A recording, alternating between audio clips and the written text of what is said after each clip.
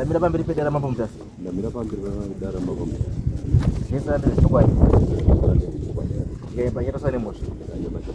Mara rimbatsirawo. Pasure mambo. Pasure machinda mambo. Ndemo kumeruka 10 minutes sanangura njani. Asi pandakara kuti tange ndipe kuti ndakamboya kuna baba wangu. Ndikatsanangura dambudziko randasangana naro. Saka vakazondiudza iwo kuti pane mwedzi sandamakara nyaya kuti mwana wakuzvionera unofana kuita sei kuona zvikuru. Saka wana baba vangu ava magandanga masoja. Saka ndakathreateniwa kuti sendamangara nyaya kwamambo kumba hachadi kuonekwa kana kuita sei. Saka ndo imwe threat yandinayo. Saka nyaya yangu yepakuti pekutanga dzarwa 95 nachiri mudiki.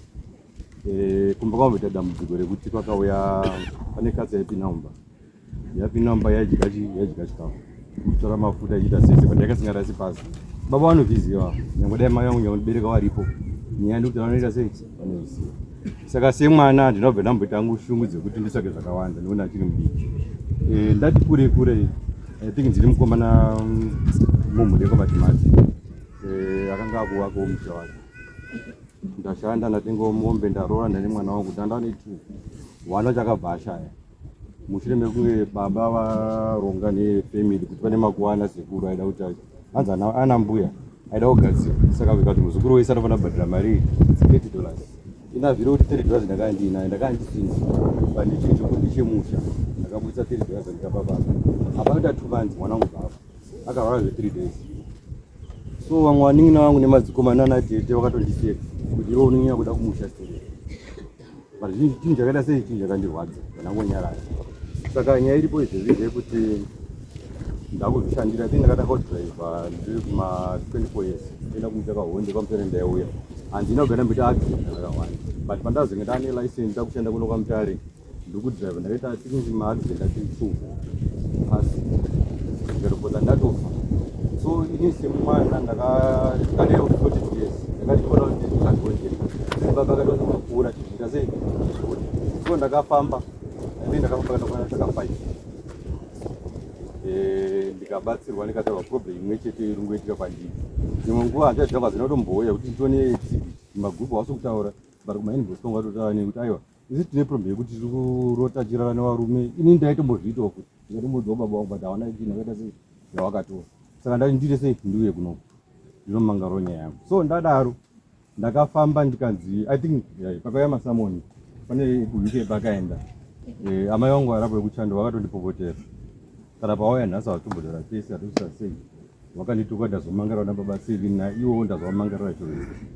Asi chavasikatoziva ndechekuti inini nditoro munguva yakaoma. I think vanin'ina vangu 2 vari kuUK nehanzvadzi yangu 1 vari kuUK vanova mama vangu varapa ndo vangatoti vakatogara zvakanaka. Isi tiri muno muZimbabwe tiri marombe. Pane muzukuru arapo vana ndakabatawo ukatombesa tombosvika nyemba zvinhu zviri kunetsa mutezi. But ndatomira semusoja kutoti wamwaramba vari kutya kuti nini mukangombuda pachena chese agwe kuti tisoni iwo muneko matimati. Saka nakuti handa basa nazvo akawativa kwane kwazo chirogano inokwedza ndoti hapana kusiri kufa. Saka indafamba ndafara pano ndachiremba ati ndabhuda nawo last time wabhuya kwakambuya panoona achipidza apa ndatofara kuti mambo mauya ndakuti achuka sezvachiro ndakafamba kana kuona taka5 zvikanzi munhu ari kukonzeresa ini kuti ndife inini mai vangu varapa.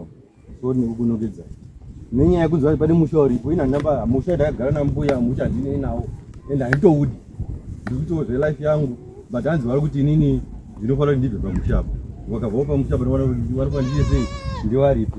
Mai vangu vato nechikwamba nditozvita ndiri pano ende patelevision parikubuda vanacho right chiremba vari pana apa ndona chiremba varipo kana visingaiti hasvika but to prove my point manje ndakaudzwa kwese pava pari 5 apa kuti ava mai vangu vachidzungurawo amai vangu ekuzvipeyavo kana kuti imba yavo iri stable. Baba vangu namai vangu kuti vari kuwirirana kana vachiwirirana dare munhu vakavhara here ndochiwa chandikudzi ndodiwa ndakaita sei zvandakaudzwa. Saka inini life yangu yapatambo ndonyaya ndakauya naye kunoko ana baba vakaramba kuti tifambe vamwe vanoti tinonamata vamwe vanoti kwadziwa wakura tifamba wega. Saka zvakundinetsa but proof ndinayo uyo arapo muzukuru arapo hatori ana bhurugwa izvozvo zvautonanamira ndekwazukuru ini ndorinombetonandirora mukwana rakachena dai ndinana mukoma ri kuhararo mukatovatarisa ka munosiriswa ndokuda kutsvagira mavhidha ndokuratidza ndinosiririsa mama pazvinongozwi anozvi zvakanaka mufamily tiri kunamata tiri kuita sevanhu vasikurara ino ndatomira sababa izvozvi kama ona pandatosvika panapa ndindavaenda ndandangangombata baba anga arapo wana mai acho anga agara warume ndini ndangangotongombata kuratidza ndindori baba musoja wemuti saka ndati kumbera mambo dai vatobatsiroka ndatofara kuti chiremba varipo ndapuma munhu muroika chiremba varipo amene kana chikwaza kuti wavhenyekure zvese zvibude pachena I think ndavatongozvimirira zvokuenda kumusha kwahonde kana ngonzi handiuyi zvakataurwa I don't even care kutsvaga steni mutown ndogara ndoita life yangu ndiri ndega but mai asi mambo ndisati ndapedza ndisati ndagara pasi ndaikumbira mubvunzo wani wada kuti mubvunzo waiwo mai wangu avo weku-UK waneredha kuti meruni handizivi kuti kana kurunzi life yavo nababa wangu iri right marriage yavo dare munogona kuvhara zveo ndo ndakafamba kana ndinoita ka 5 ndikafamba nhasi pana chiremba mukwesa njera wakakaneka ake chi6 ndichitaura the same thing marriage yavo irunzi panzi iri patambo amene wabvunza yavarapa pamwe havo iri right kana iri right yenyu munongovhara midi dare hapana kana dambudziko rinenge riri but isi wana tatambura wana baba vanenge vakangonyarara tatambura zvisingatomboiti kushanda tiri kushanda inini kandotodhaiva mataxi mamutaro nomukana 4 ndabuda mbana 4 ndopinda mbana 9 o'clock ndopinda ene kuti ende musika zvandina ndekuti ndikaita musika nzwaini wamwe ari kuda musika nzwaini kubuda kudoro wamwe iri kuda kuvakadzi especially inini musika nzwaini iri kuvakadzi mama but vanhu kuti wazvitsvake zviri kubva papi hawakwesi kuita sei kuzvitsvaka ipapa pandota ndingaenda ndava mapirisi zveshe but ngotori ndimwani wadzima mwari undichengeta but kuti vabereki vamiri oneswa vatasati mari probisa tosangana nawo ndeayaka tochidii hapana ari kuda kufamba hapana saka mamu ndatobatsirwa ndosati ndatoya pari kuda kubatsirwa ndabva kurupinda ndogara kumamutare but ukaenda kubvawo kurupinda uya kuno pamberi penyu mamboka misodzi yangu yekuti ndichema handina asi tatambudzika vamwe vari ngoshanda hapana chinobatika saka nakuti mungobvunziwa hangu amai vangu varapa kana marriage yavo kana iri right life yavo iri right nemurume wavo nevaning'ina vangu I think ndowatori nani vaning'ina vangu vari ku-UK but isisi wacho pane pana ndakanganwa mama I think last year ndakaita paperwork yese kuenda ku-UK ndakaita venisate zvese ndaprocessa last minute kudaiwo zvakuti bobo pese pekuti unogona kubvisa mari yekuti gani bviso mari kuti zvizvo zvipush bvunza mari pese kwana chiezo ndapera kubvisa mari but ndauda unosvika kuti apa ndinongoti zi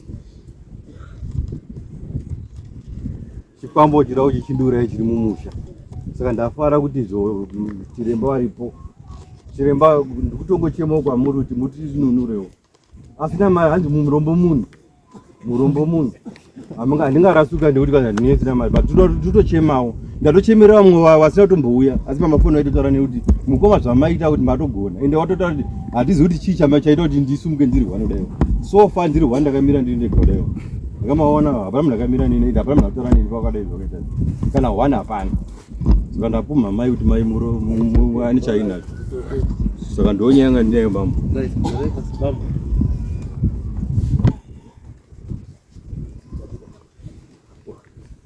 ndamira pamberi pedera mambo kutasi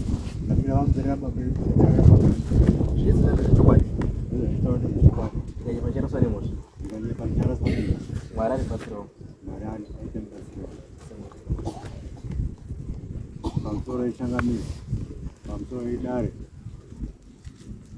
wangu uyu mwana wangu nemukadzi wandakasiyana naye ndiye festivoni yako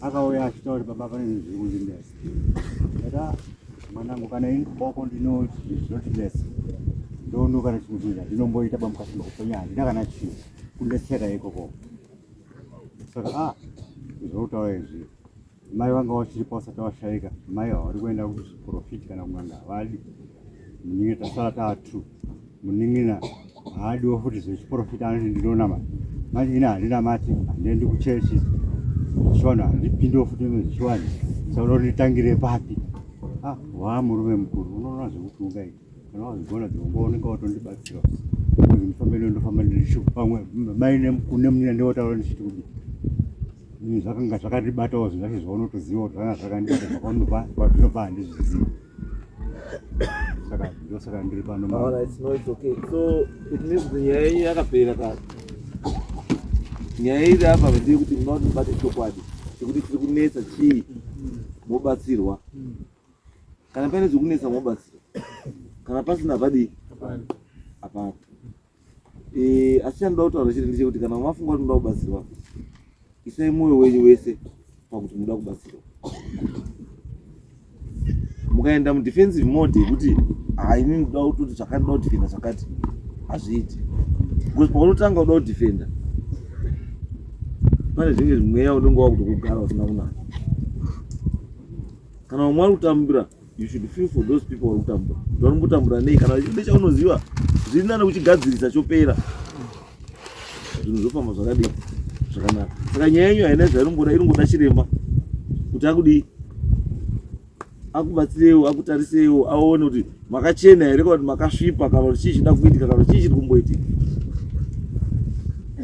Handizviri baba? Alright. Saka chiremba waripo, muchaenda pazasi paseri pemotikari movhenekwa ipopa, ndiri mutaurirwa kuti zvakamira sei. Aiwa, no, ndatozwa bambozitori right. If you are in agreement, hapana dambudziko. Saka tomirira chiremba paseri. Kana munoda umwe futi after iyo, munowaona. Handizvo? Yes. Sorry mama. I think mai wangu ari apa wasati wapindura musati mawabvunza. Ndine imwe nyaya yandakanzwa. Pane mwedzi ndakaenda kunotora mai musha kana mudzimai wavo ndoda kuenda kubhuira unogadzira dombo ratezvara wavo. Saka ndakadhiraivha ndikangu kanzvanzi kangu ma9 ndapedza basa ndikasvika kumba ndikaita 2 days. Friday yacho tikabva tasimuka vataenda vatauya kunokuti atovatakurwa namabha ndicho hanzvadzi kwangu vatarara kumba vatazoenda kubhuira. Saka chinondishamisa pandakauya nini iwo mai wangu varonditi hanzi ndakaenda muprofita kumbenyu, hanzi ndakaenda n'anga kumba vachitaura baba vari kuUK ende izvo wakatondibloka izvozvo nenyaya yekuti makuhwa. Saka nhasi chiremba izvo varipo ka? No, don't worry about that. Kutoti muchinyaya twese nhasi tunoita sei? Tunogadzira, don't worry about that. Nhasi munobva panama kutoshekana henzi because muchaona kuti pakati penyuka hapana chiripo pamwe pacho. Right, garai pasi, okay. Pane umwe ane chimwe chekutaurira. No, it's okay, don't worry. Iyo nyaya ichaperera kupi? Nyaya inoperera kupi? Mberi. Ane mubvunzo? No. Hatimupi mubvunzo, hatimupi nyaya yaba. Because iye hasida kutaura. Musamuforce kuti ataure zvasida kutaura. Why would you want to force iye kuti ataure? Iye achada kubvunza, kana kuda kubvunza, muchanobvunza kupi? Mberi. Maakutaurwa kuti so kana imwe mubvunzo ichauya ikoko maakupi? Maikoko. Saka zvokuti mutange unongedzana zvina basa ivi muda kuti paite solution to your problem. Handizvo? Saka chiendai paseri pemotikari iyo munomirira chiremba ipopa. And next case.